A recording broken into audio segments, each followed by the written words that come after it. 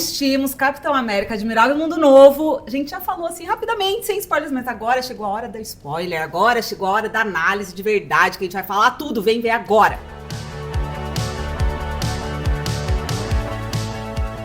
Bom, vamos lá. Esse é o filme que continua a história do Capitão América de Sam Wilson, que começou... Continua várias histórias, né? Exato. Veja bem. Várias. Assim, a gente viu o começo dessa história em Vingadores Ultimato, a gente continuou essa história em Falcão e Soldado Invernal, que se você é amiga, está aqui desde o começo, você acompanhou toda essa jornada com a gente. E chegamos agora em Capitão América, Admirável Mundo Novo, esse filme que mostra Sam Wilson já consolidado como capitão, as pessoas reconhecem ele na rua e etc. Então, e ele precisa lutar, né, nesse filme contra uma ameaça que não é externa, enfim, a gente vai explicar mais. A gente vai explicar mais sobre isso. São várias ameaças.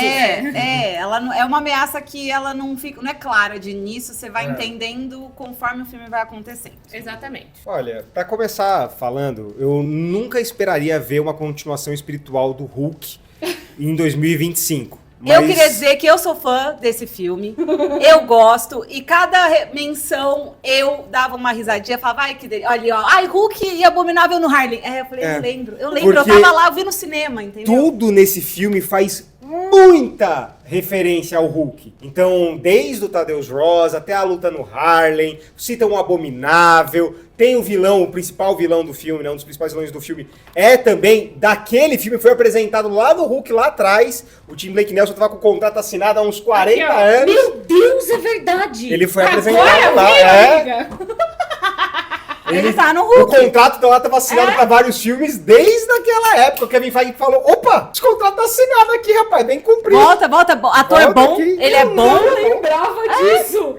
E só pra deixar claro também, o Ross, que hoje é o Harrison Ford, o ator que fazia era o William Hurt, só que ele faleceu e agora é o Harrison Ford. Então assim, tem até uma piadinha, você mudou o cabelo, tirei o bigode, gostei da mudança, que não sei o que, blá blá blá, mas esse é o motivo. E aí eles explicam muito a história do Ross pra quem não lembra e não sabe, né, que o ator original faleceu e agora é o Harrison Ford. Senhoras e senhores, o presidente dos Estados Unidos, Tadeusz Ross.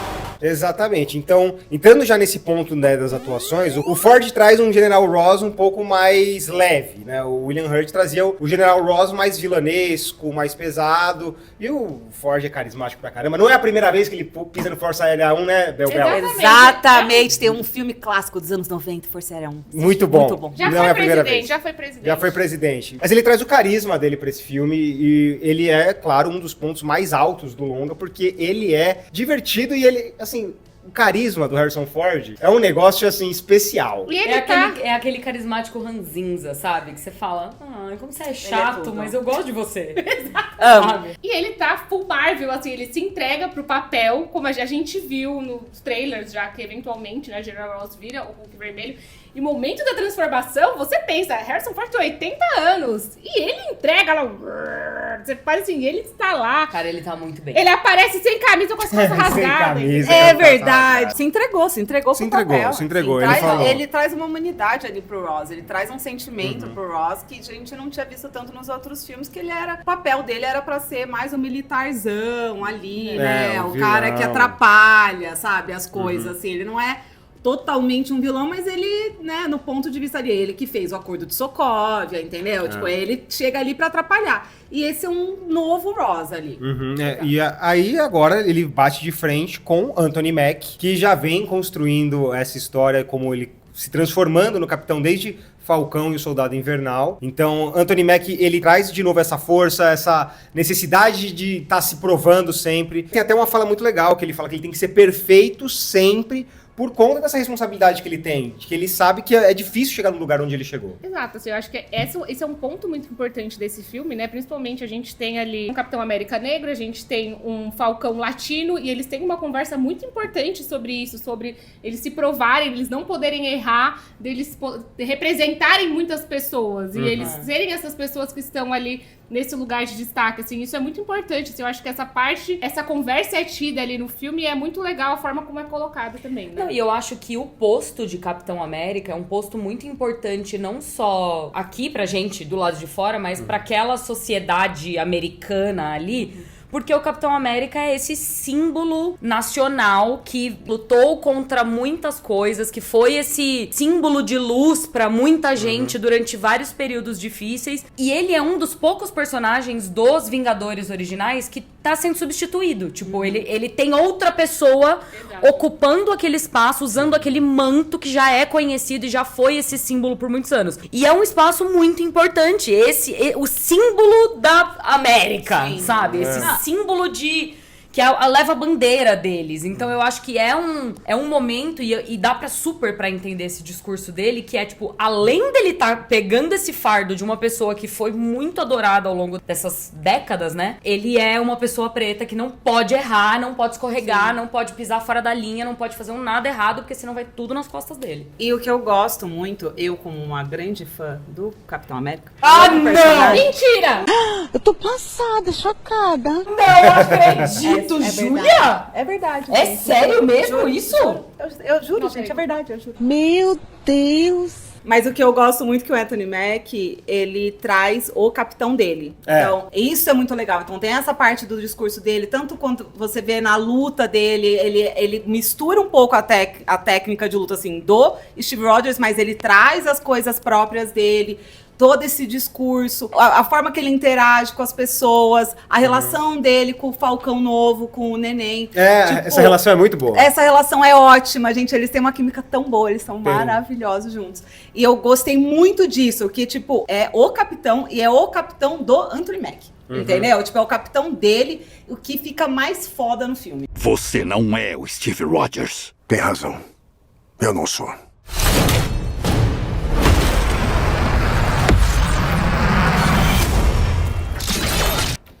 Posso?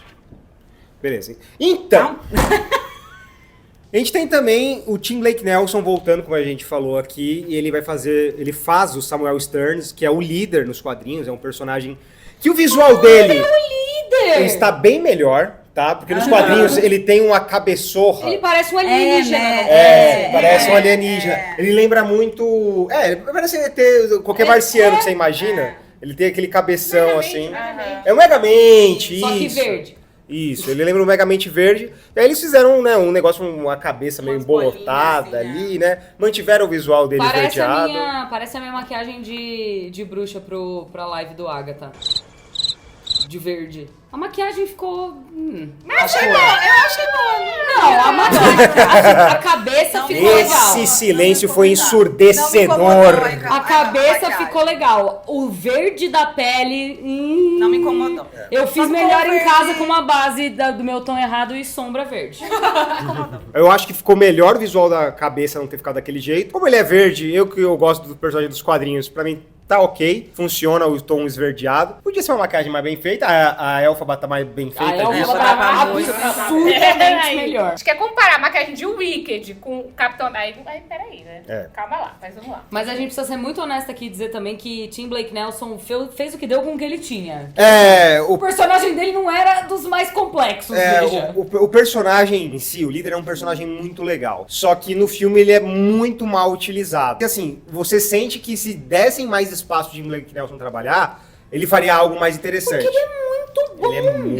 Ele é muito bom. Capitão América, já parou pra se perguntar quem está enganando quem? Mas assim, ó, só pra fechar na questão de atuação, tem também o Carl Lumbly, que faz o Isaiah Bradley, que é o capitão original, né? O capitão esquecido, como eles tratam no filme também. Ele já tinha aparecido em Falcão e Soldado Invernal, ele volta também, ele tá muito bem. Uma coisa que vale apontar como um mérito desse filme é o palco que o filme dá pra ele. Que eu acho que é, tipo, ele aparece em todos os momentos, ele é parte central da trama e eu achei isso muito legal. Eu acho que disso, quando a gente fala dele, a gente já entra com outro ponto positivo muito importante do filme, que é a introdução. Porque, assim, quem assistiu Falcão e Soldado Invernal, obviamente já tem um pano de fundo muito mais claro sobre o Isaiah. Lembra? Não necessariamente. Eu lembro, assisti mais. Eu lembro bem, lembro É bem. que ali tem memória de 5 centavos. Mas, claramente, a gente já conhecia o Neném do Macarrão, o Joaquim Torres, a gente Eu lembrava o nome dele? Não! A gente já tava com ele muito bem claro, mas e nesse filme, caso você não tenha assistido, A introdução é muito bem feita. Então, por exemplo, quando a gente fala do Isaiah Bradley, eles contam muito rapidamente a história. Ele é o primeiro capitão e ele foi preso injustamente, né, por ter lutado nos Estados Unidos, blá, blá. Usaram ele como experimento, como uma cobaia e tudo. E isso é explicado no filme rápido, você entende, mas esse contexto na série, ele é muito poderoso. E eu digo mais, ele é muito mais poderoso do que no filme, assim, toda essa questão de racismo, de ter sido esse cara que ficou preso e que era o Capitão América renegado. Então, assim, eu recomendo muito, nem que você volte pra assistir Falcão e Soldado Invernal pra ver esse contexto da Isaiah Bradley e você colocar dentro desse contexto do filme. Mas, fora isso, né, eu acho que ele introduziu muito bem todos os personagens, ele voltou a história lá do Incrível Hulk, porque eu não lembrava nada de Incrível Hulk, eu entendi que era a continuação. Né? Eu adoro Incrível Hulk. Aí você vê a questão do Isaiah, a questão do Falcão, a questão do próprio Anthony Mackie se colocando ali. Então, a introdução desse filme, por quê? Vamos lá, como o filme começa? Eles estão lá fazendo uma missão pra resgatar um pacote que a gente não sabe o que é, e o presidente revela que eles estão resgatando ali o Celestial, na Ilha do Celestial, que de Eternos, finalmente foi endereçado na Marvel, não foi esquecido no churrasco. E tem mais uma questão aí. E aí, lá na Ilha do Celestial, eles encontraram um Adamantium. Finalmente, Adamantium! Mano, pelo menos, eu dei um gritinho. É isso que eu ia falar, igual... Nossa, é muito Cacete Planeta, muito anos 90, né? Que foi o Adamantium. Muito velho, gente, muito velho. Esvalte esse odório fedorento com púrio cheiro da floresta! Mas, o que acontece? Eles sequestram alguém, sequestra esse pacote, e aí o Capitão América salva, e eles estão ali numa reunião com vários líderes mundiais, e a Isaiah Bradley atira no presidente do nada. E aí vira toda uma questão política, assim. Então, quando a gente fala de introdução do filme, que é esse início, é muito legal, porque tá toda essa trama política acontecendo junto com a ação. Não é só ação, não é só política. Então eles conseguem misturar tudo e funciona muito bem até esse ponto. De entender por que a Isaiah Bradley resolveu atirar no presidente. Ainda mais nesse momento, assim, tem um atentado ao presidente, que loucura e tal. E aí a trama tá desenrolando, a introdução tá funcionando, e aí a gente chega no meio do filme e agora chegou a hora de falar de roteiro. Não, peraí. Antes da gente falar de roteiro, uma das coisas que essa introdução faz muito bem é catar os pedaços que foram ficando da Marvel pro passado, que ninguém lembrava que nada disso existia, e falar, vamos montar um quebra-cabeça com isso aqui, ó. Vamos ver onde que a gente pode enfiar isso, só pra ver se... Só pra dar uma solução, Celestial, entendeu? Os Falcão, foi só... É isso. Fico feliz que finalmente estão falando do Eterno que tá lá. Porque o negócio, agora que a gente vê ainda no Capitão América, o negócio é muito grande. É muito grande. Ele chamou de Ilha Celestial e ninguém falava nada. Então, ainda bem, que bom, Marvel, que agora você tá falando disso. Uma loucura. Estamos na iminência da guerra. Mas apesar de fazer essa introdução, de pegar os pedaços, de fazer tudo isso, o meio desse filme é muito arrastado, é muito complicado. Ele é complicado. Muito... enrolado, eu diria. Eu acho, ele tem muita informação pra te dar e acaba não ficando tão claro. E muito personagem, meio que embana um pouco ali, sabe, assim? E aí tem muita coisa acontecendo ao mesmo tempo, sabe? Assim, ele não conseguiu dosar tão bem todos os acontecimentos que tem que acontecer nesse meio, com as informações que ele tá te dando e com as revelações que também você tá descobrindo. Então, ficou um monte de coisa meio embananada e quando começa a ir pro terceiro ato, você tá meio confuso, você tá assim... Tá, e agora? Tem muita gente, tem muita coisa acontecendo. Sabe, assim, tipo, acaba ficando... Pra mim, eu senti isso, que pra mim acabou ficando um pouco confuso. Tipo, eu me perdi, assim, um pouco na história. O que eu sinto com esse segundo ato do filme a gente sabe que esse filme teve muitos problemas de refilmagem, como a Aline falou, foi parado 2 vezes, né, pelas greves, etc. E quando eles reorganizaram esse filme, quando teve essa refilmagem, o meu sentimento esse filme, ele era uma trama política. O filme começa com um atentado ao presidente, veja. Quando eles foram refilmar, resolveram mudar. Resolveram falar, momento do mundo atual, não sei se é legal a gente colocar esse papel aqui, não sei se funciona. Vamos reorganizar. Então, uma trama que seria quase que um presidente vilão, né? Uma coisa ali meio diferente. Eles fizeram ser essa coisa de, tem um controle mental e etc. Aí vem o Japão, volta o Japão. Então, eles simplificaram algumas coisas que eu não sei se deveria... O inicial, né? O roteiro inicial tava assim, acho que justamente pra tentar deixar mais family friendly. E aí, aquele meio de ação, assim, é muito engraçado, porque eles têm muitas cenas de caça. Aí vem o caça, aí voz. E eu falei, e como eu vi Top Gun há pouco tempo, na hora que eu vi, eu falei, cara, eu já vi como é uma cena de caça muito bem filmada. E aí você vê essa, você fica... Não é bem feita. As cenas, pra mim, dos caças ali é, tipo, muito confuso. Não, e Chegou um ponto longa. e eu não sabia se já tinha parado o cara, sabe? Eu não tava entendendo mais nada que tava acontecendo no final. É uma cena que tem com tranquilidade uns 7 minutos que podia ter muito 2. longa. Sabe? Então, e o grande problema dessa cena é o quê? A edição dela, porque ela é muito picotada, e isso você sente ao longo de todo o filme. Essa cena podia ser muito mais legal se ela fosse filmada de um outro jeito. Mas ela tem toda a edição dela, corte. De repente você tá num caça, não, agora é outro caça, agora vai pra cá, volta. Parece o Gavião. Aí volta.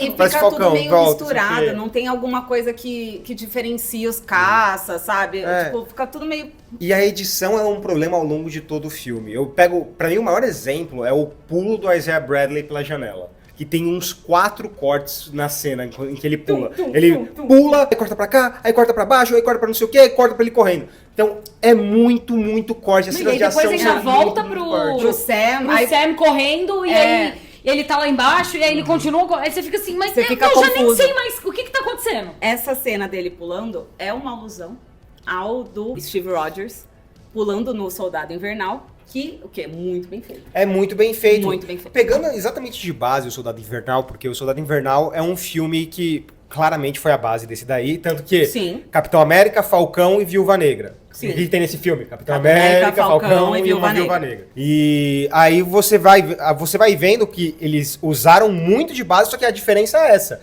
As cenas de luta em Soldado Invernal, poucos cortes, tem cortes, mas tem poucos cortes. Eles lutam, deixam a luta acontecer, você sente o peso da porrada, você sente o peso, o impacto das coisas. E nesse não, nesse você vai vendo, vou dar um soco, aí cortou pra cá, cortou pra lá, cortou pra cima, cortou pra baixo. Tem algumas coisas que ficam até... Tem uma... Eu não sei porquê, mas eu lembro de uma cena muito específica que alguém vai chutar o escudo pro lado. E a pessoa faz assim, ó. E isso ficou muito na minha cabeça, porque eu fiquei assim... Brother, você tá tretando com o Capitão América e você vai só dar uma empurradinha no escudo? As cenas de ação... Fica leve o negócio, fica fake. Eu acho que tem alguns momentos que ela é boa, mas ela... Tipo, eu acho que a edição, ela pecou muito nessa parte, assim, pra mim. Isso foi um pouco triste, porque você tá vendo o potencial ali, sabe? Assim, tem várias cenas que você fala, putz, podia ter ficado muito É exatamente o melhor. que a gente veio falando desse vídeo. A introdução, pra mim, estava A introdução tava muito boa. boa. A porrada da introdução tava boa. Aí até nesse momento do corte não tava me incomodando muito na hora que eles estão ali na Casa Branca, até a hora que acontece o atentado. Pra mim, Aí- até um pouco depois do atentado ainda tá bom, assim. Quando começa o dedo no cu e gritaria... Dos caças. Não. Dentro da Casa Branca. Quando começa todo mundo a correr um por cada lado, todo mundo dando tiro, e eu fiquei assim, já, mas o que tá acontecendo? E essa parte, assim, pra mim, é isso. Até o momento do atentado tava tudo funcionando. O que bagunçou tudo foi terem refeito tudo isso. E aí, de tudo isso, eles tentaram juntar as partes. E aí, a edição juntou de um jeito. E aí, o roteiro teve que adaptar pra outro. Eu discordo um pouco da Paty, porque a treta do começo, pra mim, já tem vários problemas de edição. Eu acho ela muito cansativa. A briga dele com o cara grandão, além de ser uma cena com muito corte, a fotografia dela é horrível. É uma luta, assim, a fotografia da Marvel já não tem um padrão alto, tá? A gente sabe disso daqui. Recente. Não vamos ser hipócritas em falar isso, porque assim, a grande maioria dos filmes... Depende de cada filme. A grande maioria eu concordo. Você vai achar exemplos positivos, mas a grande maioria são exemplos negativos. É o básico. É o básico. É bem feinho, as cenas escuras são muito escuras e etc. E esse filme em específico, eles filmam muito com personagens de frente pra janela. Então, e as cenas ficam muito mal feitas. Fica muito feio. É uma das fotografias mais feias da Marvel. E olha que assim, o padrão Marvel não é alto, né? Então, isso me incomodou muito. E essa cena de luta do começo, dele contra o cara grandão, ela é feita na frente de uma janela e não tem sombra, né? É só que você não consegue enxergar direito, não tá bem iluminado. E você vê que tá feio. E tem vários momentos que acontecem isso ao longo do filme. Eu acho que assim, quando eu falo da introdução desse primeiro ato do filme, é porque na minha cabeça, o que é o filme? A gente até chegou a falar disso. O que era o filme antes de tudo acontecer? era um filme em que o presidente ia ser o vilão. A nossa impressão, fontes da nossa cabeça. Pontos da nossa cabeça. E porque ele era o Hulk vermelho, etc. E aí, esse filme é quase que uma redenção ao presidente. Então eles tiveram que enfiar várias coisas da história, colocar o personagem de Giancarlo Esposito, que tá lá pra nada, aliás, basicamente. Nossa senhora. E aí eles tiveram que... Se não tivessem colocado, ia ter ficado a mesma coisa. Exato. Assim, ele é muito bom, tá? Ele é muito ele bom é ótimo de verdade, no que faz. mas ele não presta pra nada. Mas foi o dinheiro mais fácil da vida dele, que ali. E aí eles tiveram que reorganizar isso. Por isso que eu falei, eu gosto do começo, fui acompanhando a história. Quando eu vi, falei, nossa, mas o Tim Blake Nelson tava controlando o presidente, que tava controlando todo mundo, que controlava os caças, controlava não sei o que. Aí eu fiquei, E aí acho que eles pensaram vamos tentar reorganizar essa história aqui pra ela ficar mais uma coisa de redenção do que uma coisa de um contra o outro. Eu acho que esse foi o grande problema. O filme está desconjuntado, mas isso não quer dizer que eu não tenha me divertido. Eu saio do cinema... Vamos brevemente aqui falar sobre o final, porque eu acho que assim... Eu não desgosto da ideia do personagem do Tim Blake Nelson, que é o Samuel Stearns. Eu tava comprando a vibe dele. Ele controlando todo mundo com sequência de luzes. Falei, bacana, já vimos que isso é possível. E o gatilho do cara ser uma música. Beleza, isso já foi apresentado antes aqui nesse universo cinematográfico. A forma como esse homem se entrega... Não dá. Então, assim, no final do filme eu fiquei meio... Era isso? Acabou assim? Assim? Desse jeito aqui? Sei lá. E até assim, é um filme que pra mim que não vai de lugar nenhum pra lugar nenhum, não entrega... Tipo, ele não amarra nada com nada, ele não... Não concordo. Mas assim, eu acho que o filme, ele tem um início bom, ele tem uma barrigada ali no meio. E no final, pra mim, ele começa a pegar um ritmo de novo. Assim, eu tava mais entretida no final do que eu tava no meio. Só que pra mim, uma coisa que me incomodou um pouco no filme foi o CGI. Que tem momentos que ele é muito bom. O Hulk vermelho está ótimo. Perfeito. Você vê a cara do Harrison Ford no Hulk, é muito bom. Tem vários momentos, assim, tipo, algum momento que ele tá voando ali, tipo, tá foda. Só que aí, você vê que eles investiram uma parte do dinheiro em algumas coisas e em outras não ficou tão Eles colocaram todo o dinheiro no Hulk vermelho. Tipo, pra mim, o que me incomodou muito, tem uma hora que o Falcão, ele solta umas faquinhas, assim, né, que atinge o Hulk vermelho. E aquilo ali, parece que o metal da cena não foi renderizado. O Hulk perfeito. Você vê textura nele, tá foda. O pelo, você vê vê tudo. E aí, qualquer metal que aparece não tá bem renderizado. Parece que tá no teste ainda. Tipo, isso me incomodou muito, porque eu tava curtindo a cena, sabe? Assim, eu tava curtindo muito o final ali. Eu tava achando muito foda aquele final. Eu confesso que não me incomodou tanto, não. Então, tipo, pra mim me incomodou muito.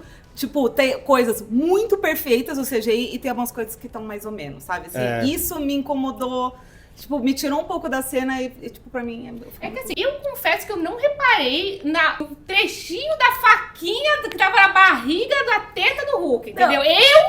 Não reparei. Mas é que não é só isso. Mas... Eu dei esse exemplo assim, só que, tipo, tem uma hora que aparece o escudo que ele não tá bem renderizado, entendeu? Tipo, tem umas coisinhas ali que é sempre metal. Eu não fiquei incomodada. O único momento que eu fiquei levemente incomodada é quando, tipo, que eles estão naquela coisa de árvore de cerejeira, assim, e tá tudo destruído, que eu achei aquilo meio fake. Mas assim, tudo bem também. Aquilo ali ficou bem tela verde. Bem tela verde. Porque assim, eles gravaram num lugar de cerejeiras e tal, mas dá pra ver a hora que eles usam tela verde. Porque, especialmente na cena final, que ele vai conversar com o Hulk pra fazer que é uma o cena Hulk linda. voltar ao normal. Pra mim foi anticlimático, a Bel gostou. Pra mim gostei. foi bem anticlimático aquele final. E você vê a tela verde atrás do Mac. Eu consigo sentir a tela verde. Então é um negócio meio feio. Então, assim, é uma conversa que eles têm ali que você fica, tipo... Além do final ter sido bem... Ai, tá, beleza, eu vou ter que engolir esse final aqui. Como a Aline falou, o Tim Blake Nelson se entregando da maneira mais besta possível. Eu espero que eles corrijam isso no futuro, sabe? Tipo, que ele volte... Eu gosto dele, eu acho ele um Não, mas peraí, a ator. gente fala, ele não se entrega de maneira besta. Por quê? Porque a gente chega... Acabou o filme. E aí, detalhe importante. Não existe 2 cenas pós-créditos, como bem tem em vários filmes da Marvel. Eu já tenho um argumento que você vai falar. E é uma no final do final do final. Não, eu não vou refutar nada. Eu não tô defendendo o roteiro, mas a questão é... Ele chega no final, é a cena que a gente está esperando. Eu acho que uma das coisas positivas, porque a Marvel tava sempre querendo colocar um mega gancho pra outro filme, do tipo Capitão Marvel 2, tio Fera, sabe? Assim, os negócios nada a ver. Eles falam assim, vamos deixar aqui, ó, dentro da casinha. Aí o que acontece na cena? O Capitão América chega lá, então é meio que o personagem do Tim Blake Nelson... Gente, eu vou falar de Tim Blake Nelson porque o nome dele é muito legal. O nome de personagem dele é pior que o nome pessoal dele. Samuel Stearns. É muito legal. Ele quase que deixa entender que ele se entregou de propósito. Sim. Porque ele fala, se você acha que você vai enfrentar esse daqui, tem outros planetas, então vem vir outros. Aí a gente fica, tá. Foi a Marvel falando, vem aí, viu? Vem aí. Claramente, na hora que ele se entrega ali, você tem... Você vai ter a conclusão, entre aspas, porque não é uma conclusão, nessa cena pós-crédito, você fala assim, tá bom, é o plano dele.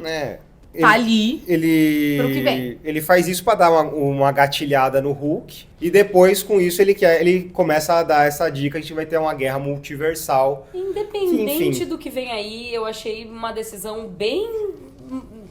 Eu achei ruim, eu achei chato. Eu achei que foi chato. Achei bem morno. É que fica chato. Você não tem um embate legal. Foi o que eu falei ali atrás. Tipo, sim, esse filme... Na minha cabeça, o Capitão América já estava estabelecido como o novo Capitão América. Ele foi agora consagrado nos cinemas, que querendo ou não, ainda é uma coisa muito importante você ter essa estreia nos cinemas, e hoje ele é o novo Capitão América. Beleza, esse filme presta pra isso. Eu acho que a Marvel, e aí falando de uma maneira geral dos últimos tempos, eles estão com muita dificuldade de criar uma nova linha narrativa e seguir ela de ponto A a ponto B. Nada se liga a nada. De novo, você deu o exemplo. Tem a porra do Celestial, que aparece nos Eternos. Tem o Kit Harington, que era pra estar aparecido como sei lá. Tem o Blade, que era pra ter aparecido. Tem o Harry Styles, que era pra ter aparecido. Tem o filho do Hulk, que era pra ter aparecido. Entendeu? Tipo, tem um monte de coisa que já ficou pra trás que era pra ter aparecido e não apareceu até agora. E aí você me deixa o Tim Blake Nelson falando, vem aí, viu? Não, mas eu prefiro que eles façam um vem aí do que eles botarem o Harry Styles lá no final, o Harry Styles. Porque aí a Marvel entendeu que não dava pra fazer um festival promessas mais. A maior diferença, eu acho, é que antes eles sabiam o que eles queriam pra finalizar essa história.